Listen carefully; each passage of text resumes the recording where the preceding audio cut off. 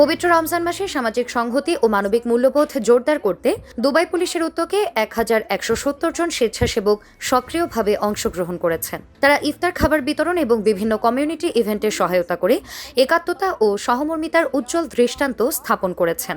পুলিশের তত্ত্বাবধানে পরিচালিত এই উদ্যোগের মূল লক্ষ্য ছিল সমাজের বিভিন্ন স্তরের মানুষের মধ্যে ভ্রাতৃত্ববোধ জাগ্রত করা এবং রমজানের চেতনাকে বাস্তবায়ন করা। সংশ্লিষ্ট কর্মকর্তারা জানান, এই ধরনের কার্যক্রম কেবল সহায়তায় নয়, বরং সমাজের সঙ্গে আইন শৃঙ্খলা বাহিনীর পারস্পরিক আস্থা ও সহযোগিতা আরও সুদৃঢ় করে।